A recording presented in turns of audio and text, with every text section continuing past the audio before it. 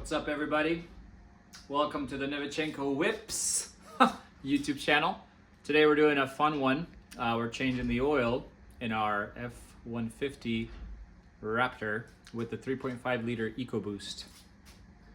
I appreciate all the views that I've gotten on the few videos that I have of my Raptor. I should probably do more exciting stuff with it. It's a daily, primarily for my wife and me, so that's probably why I don't focus as much on tuning it, because it's always hauling kids around and hauling Costco shopping around, and as today, use it to haul some more firewood around. So, but I've started getting the oil light, the change oil light, and so we're going to do that today. I'm going to show you what I think is probably one of the best techniques and the best things to do for the oil maintenance of your F-150 Raptor. And if you know YouTube, the comments will have many more comments about my oil change tactics and whatnot. But hope you enjoy it. The truck itself is a Cobb Stage 2 intercooler, drop-in filter, otherwise slightly lifted truck. And so I love it. It's very awesome. I want to keep it long term, and that's why I think I'd like to maintain it in the best way possible. And that's why I do keep an eye on things pretty regularly. Oil level. If you have a Raptor, keep an eye on the oil level. You will know if you've installed the oil catch can that the crankcase ventilation side or the passenger side does blow by oil. I have to empty it. Like I empty it like once a month, and there's a good bit of oil in there. We'll take a look at that. The positive crankcase driver's side, I had a catch can in there and it never collected anything because that's the side that kind of vents under boost, and it seems to be good. Who knows? Maybe someone can prove me wrong and show that they both kind of spew a bit of oil. It's just you're not in crazy boost as much as you are just idling and driving around in vacuum. But let me pop the hood and we will take a look.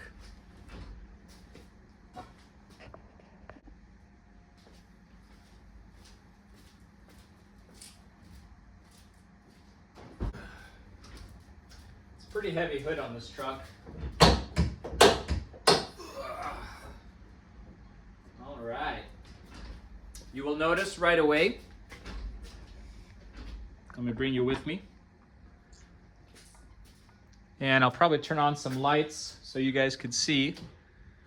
You'll notice right away that I've taken off my engine cover. It's like a big heat blanket. Probably not as big of a deal right now in the winter, in the cold weather, but when it's gonna get hot out, you gotta think about all the heat that's retained on the intake manifold. And the intake manifold's plastic, the valve covers are plastic. They could crack with prolonged heat cycles. So I'm trying to keep the truck happy long term. Yes, you can hear the direct injectors a little bit louder, that sewing machine sound, but it doesn't bother me. My other cars do it too. But here, take a look at my catch can. I got one from this OSC company or JNL. I don't know. I saw it online, I bought it. It works perfectly fine. It mounts nicely. So if I unscrew this for you, it's probably been a good month, if not more, that I've looked in here, maybe less. And so you can see we got some blow-by. Yummy. I'm gonna go dump this and put it back on. So that's back on. Something that I recommend if you drive your truck a lot and you definitely go that full, I don't know, however much Ford has it. I don't know if it's 6 or 7K miles that Ford wants you to do the oil interval at. I'm sure later in this video we'll look when we reset it. But keep an eye on your oil level. So I'm full right now, but this is because about a month ago, I added like half a quart.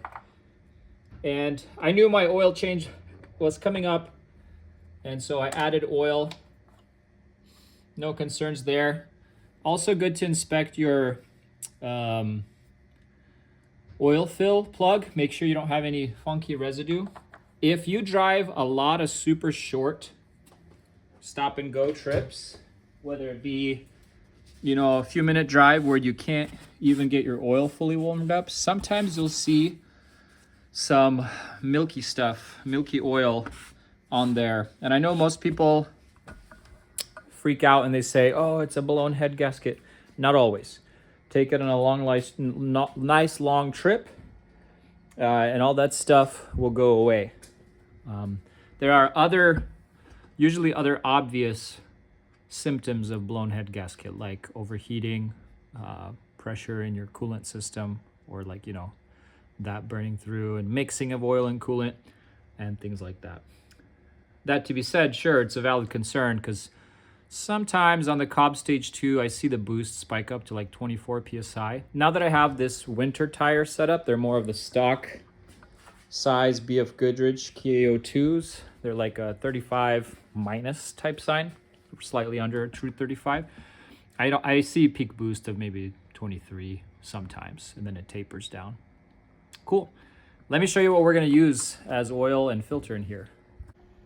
So here is what I believe is the best brand of oil out there right now. I use this in all of my Euro cars. Of course, it works for all the European cars. I'm quite certain this is more than adequate and probably surpasses the standards of the Ford recommended oil. Another thing, Ford recommends 5W30. I run 5W40. The truck runs hot. Oil and coolant temps hover between 200 and 220. When oil gets hot, it thins out. I'm just not a fan of 530. I come from the Subaru world, BMW world. Minimum I run in everything is 5W40. It says in the manual that it takes 6 quarts. For a 3.5 liter V6 twin turbo high performance engine, it's not a huge amount of oil. And that's why I think shorter oil change intervals are your friend. Like some of the BMWs I own take 9 quarts, albeit BMW recommended them like 15,000 mile intervals. Never do that. But again, they took way more oil. I am a big fan of OEM filters for pretty much all the brands of cars that I drive. So Subaru, BMW, and Ford Motorcraft. Good filters. This is what we want to use. Let's take a look at it. So, of course, Ford, they still use this metal cartridge style. And something that I like to do, if possible, and it's much easier on these style of filters, is to use a magnet, a filter magnet, oil filter magnet. So what this does is it's a strong magnet that you put on the filter, and it should help keep any kind of metal shavings, if there are any, inside the filter. So boom, usually put it on like that. Because this filter doesn't hang down like this in the truck, it's in there sideways, I sometimes secure this on with additional zip ties and duct tape, just because I don't want, with the vibrations, that falling off and losing it. There's another style of magnet you can use. I'll show that to you in a second. So some people use this type of magnet. This is actually kind of a strong one, so I can't get that off. Here, I can. So this, you would just hug on the side and put this rubber belt around it. So that's another method. Maybe I'll put both on, whatever. I'm not using that for any other car. For example, in the BMWs, they have like this plastic oil filter housing, and they're more of a particulate filter without the metal cartridge. They're more of just the more of the filter material that you put into an oil filter housing. So you can't really use a magnet for that type of car. What do I like to do? It's nice that the truck is tall enough. You don't have to jack it up. You just get under there. I like to drain the oil first and then get to the filter in there. So let's get to it. There's 3 small bolts holding it.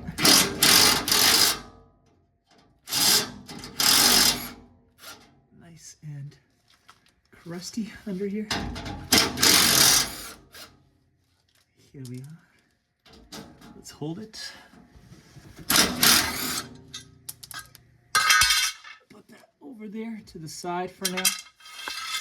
So, what I wanted to mention is, from the factory, they have like a plastic plug.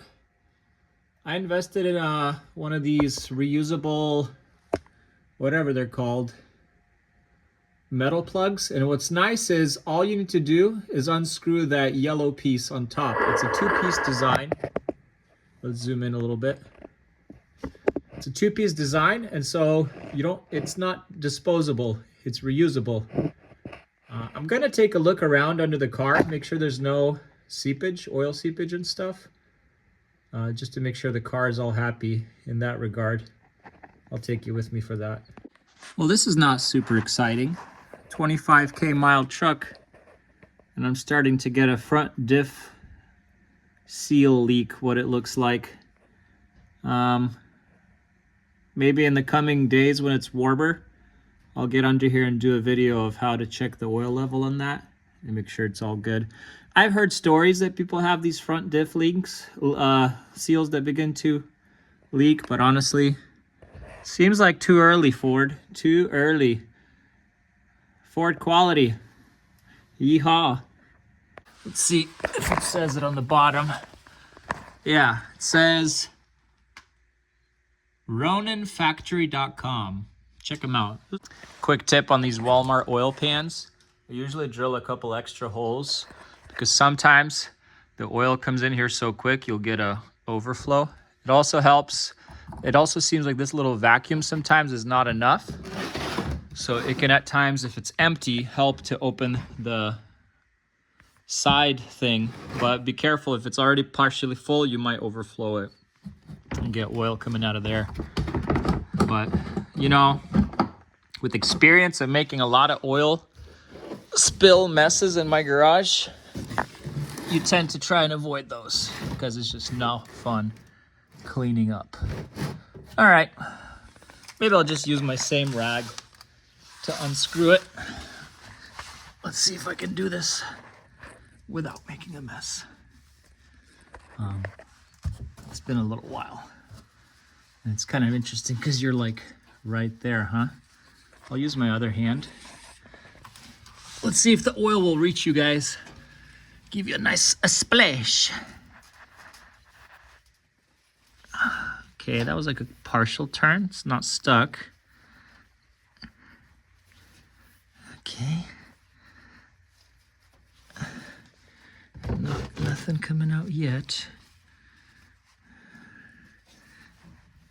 I'm just trying to avoid I think that thing comes out completely. That's what I'm getting at. Let's see. I'll try to just use my fingers and be above it. Ah. I totally forgot. Okay. Let me tell you what's up. I've totally forgot. Okay. This is just a nice protector cap with the O-ring. I have the special piece that you now put in there and tighten up, and it loosens the valve and the oil comes out. Let me get that piece. So it's best practice to keep something like that or this thing in your truck because you never know when you might need to drain or fill up some oil. But here's this thing. So that's what it looks like. It just goes back into that spot. It depresses the valve and your oil comes out all nice and neat. Let's go do that real quick. Close the garage, it's cold outside. So it's a nice thing to have this kind of safety valve. I can see some oil is like trying to creep through there. That's probably why you have your nice handy cap. But pretty much we just very carefully start to tighten that in there. And then I'm gonna use my, but hopefully not get any oil on myself.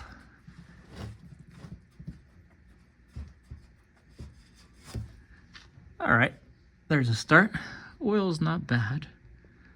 And so let's twist this more.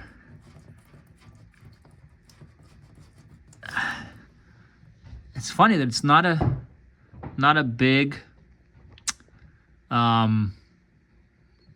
not a super crazy amount coming out. So You're not going to splash yourself in the face, but you're probably going to get your hand nice and dirty. But look at that stuff.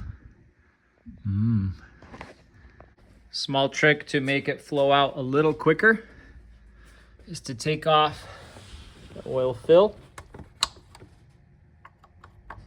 And you'll be able to see it'll come out slightly quicker. Again, I think it's designed to just flow slowly so you don't make a humongous mess. Something I forgot to mention that I really like to use in all my engines is the Liqui-Moly additives.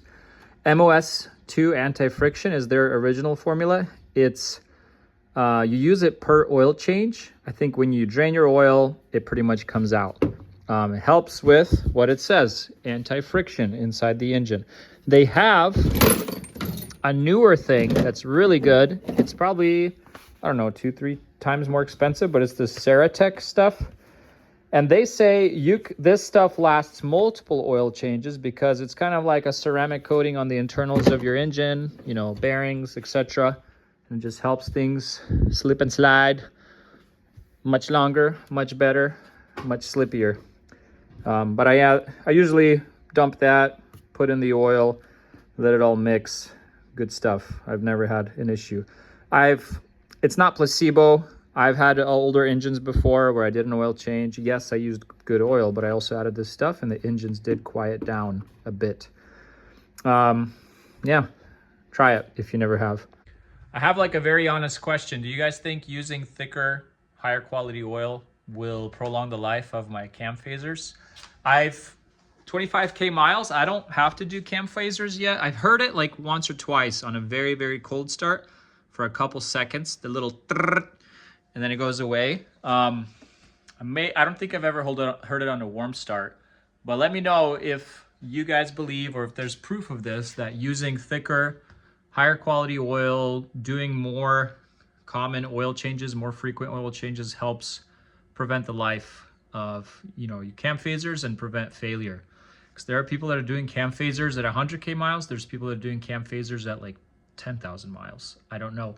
Everyone blames the design that came in these 2018s, 2017s. The newer enclosed design were much better. And those are the ones that people swap in. Honestly, if it ever happens, we're just going to do another YouTube video. It's going to be a long one, but people do it in their garage, and you just got to be very organized, and then you have to change out a lot of gaskets and do a lot of other maintenance while you're in there. I don't know how necessary it is, but I've jacked up this side of the truck a little bit just to slosh all the oil that way.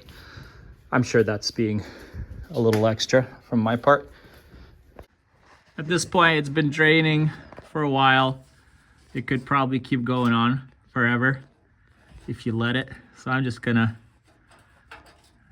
close up the valve, so to speak. Take out our little tool. Again, clean that up nicely and store it somewhere safe. And let's just again clean up everything up in here. So I'm using a clean shop towel to clean this thing up so it doesn't get all cruddy from old oil as it dries out. And I'm poking in there, and the way this valve works, right, it just, as you poke through it, it works kind of like a thermostat does in a way. You know how thermostats have a cork and it expands at a certain temp, and then it will start letting coolant through it. And so similar idea. Let me go grab the cap, put it in, and then we're gonna go take out the filter. Our next bit here is just taking these Torx, I think T30s, off. I mean, it's been rainy outside, so I'm not surprised there's a little bit of a mess in here. It's definitely not oil. And you'll notice there's like this trough. When you take off the filter that's all the way back there, it's hard to reach. You got to shove your hand in there. This oil kind of trickles down right here, and it kind of comes out oddly everywhere. So you got to just put your whole pan under here, because it kind of comes out of here and there, and it sometimes even wants to go over there. I don't know why. They could have kind of angled that out this way so it'll just drip down here. Thanks, Ford. I mean, they thought of some stuff. So, for example, I've loosened the oil filter and now it's dripping through that hole. That's pretty smart. But I forget why this drain is here, but I think I've seen oil drip down in here too. They're kind of far apart. So if thing's not big enough, you're gonna miss some of it. It's very awkward getting your hand up in there. And it doesn't help if you remove the whole pan because you're kind of reaching over one of these bars. But again, it's doable. It's not impossible.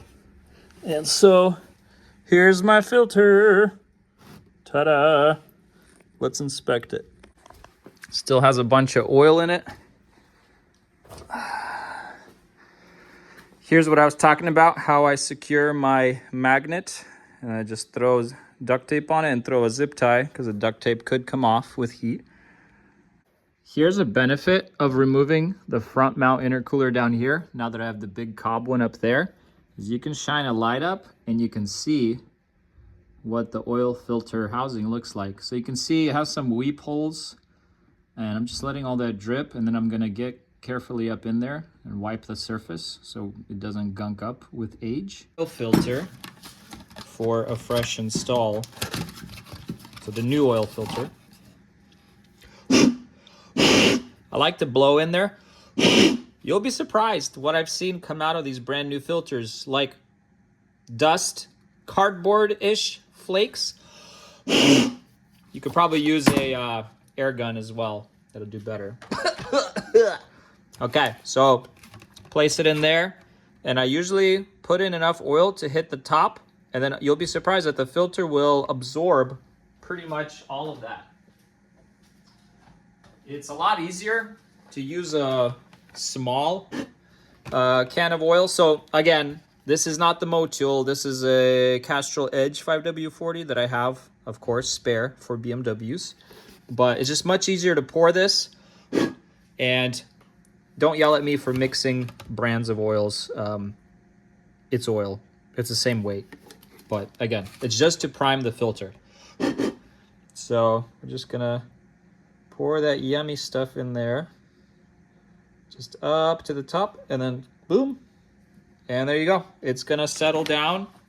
This is kind of an old technique. Some people will tell you, you don't need to do this, blah, blah, blah. I mean, I'm just trying to help my engine be as primed as it can be for this.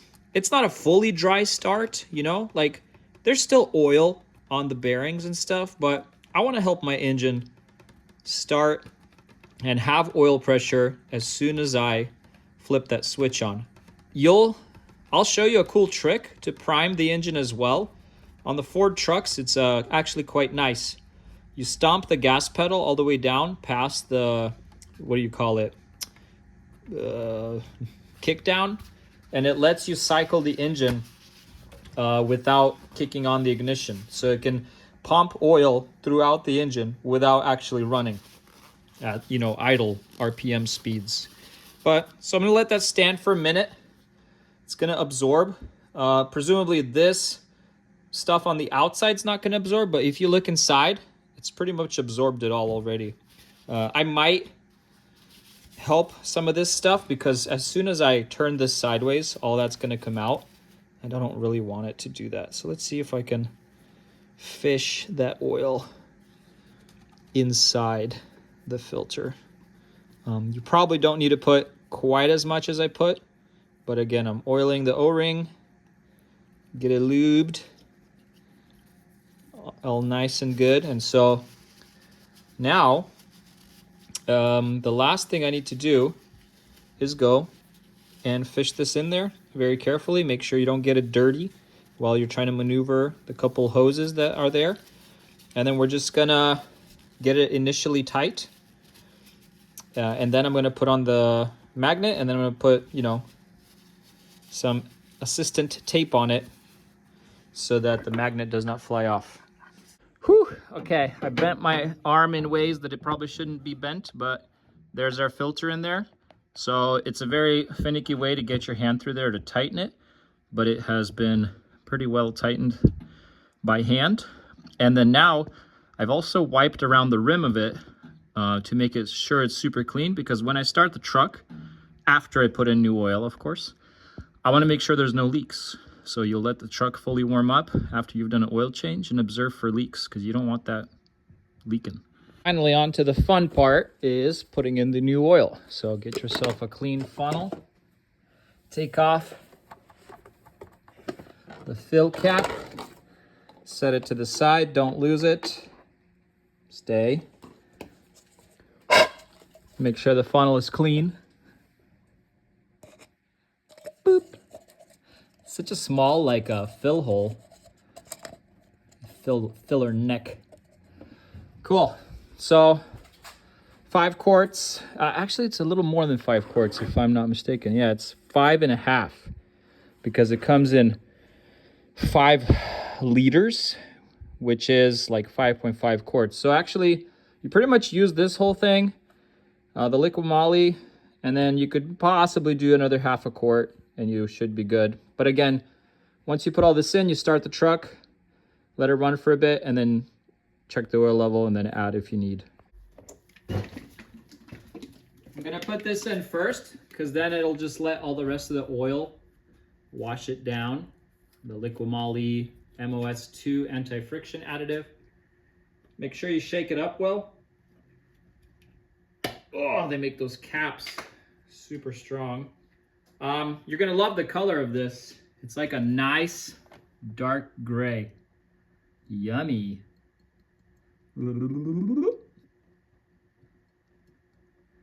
Delicious.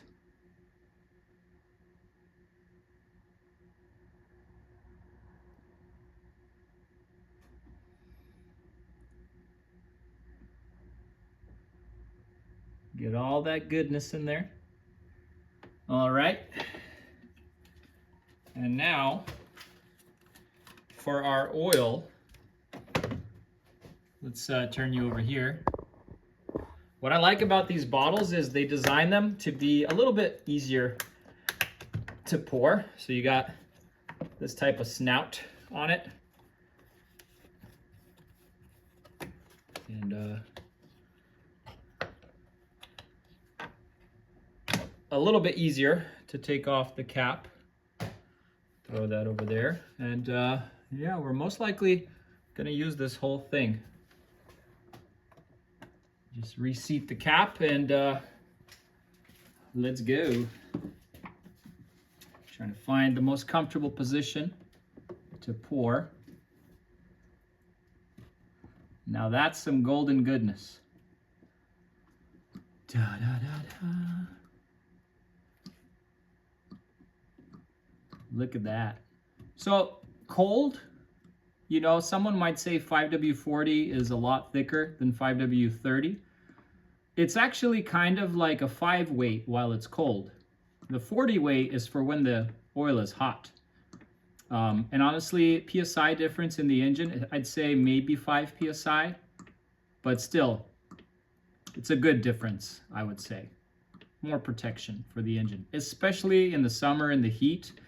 I know a lot of Raptor owners use the Raptor for what it's meant to in the Baja, California, you know, in the desert. So I'm sure you guys have your favorite oils, or your mechanic, you know, specialist, Baja specialist mechanic, etc., would recommend something specific to you guys. But honestly, I think Motul is one of the best brands out there.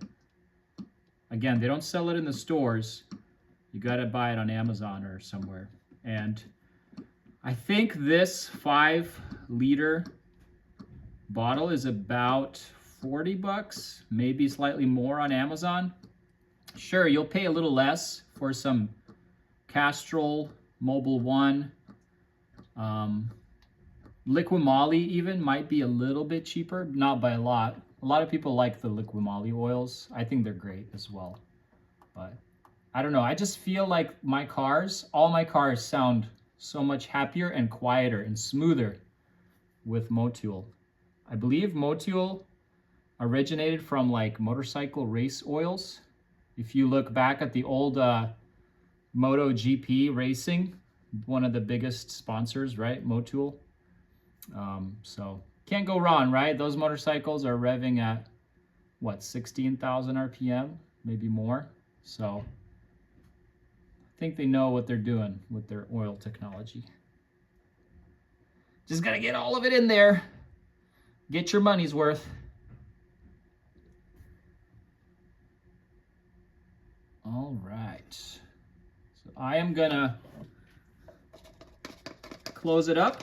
I'll check the dipstick. And if it looks like we're pretty good on the level, we're gonna prime the engine and start it. Hang in there with me. Me and my specific procedure and steps. I'm sure everyone has their own favorite way of doing the oil. The dipstick looks full, but again, that's because we've not run the engine yet. When the engine runs, it's going to take some oil into it. Bear that in mind. Okie dokie. And I'm also going to take you with me to show you how to prime the engine. Okay, you have to put your foot on the brake and floor it on the gas. There we go. So you hear that? I've run it. Let's also reset the oil life while we're here.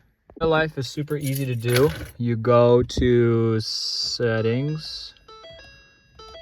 Okay. Where's the settings? Advanced settings. Vehicle. Lights, neutral, remote start. No. There's got to be like a... You can tell I haven't done this in a while. Tire pressure, engine information. It might be an engine info. There you go. Percent oil life, 0%. Press and hold to reset. Boom, 100%. You are good. Okay, something I want to show you.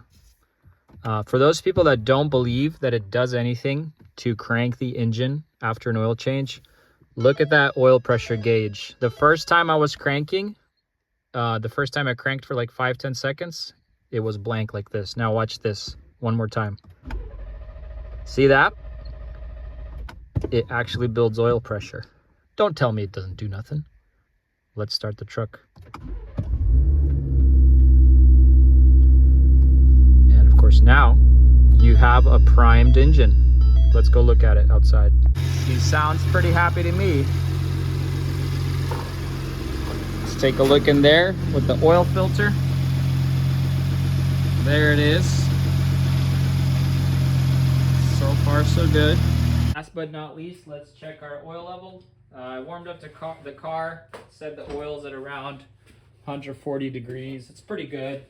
It's not your full 200, but enough to check a good oil level. So I don't use regular paper towels for checking the oil because I think they're more likely to have little fibers come off of them. I think these shop towels do a little better. But some mechanics will tell you, don't put paper towels on the dipstick because you leave particles on the dipstick. What you want to do is get your hands super clean.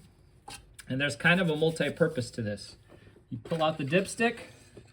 It's probably going to be pretty warm. Of course, right now, it's all covered in oil because the car has fresh oil in it.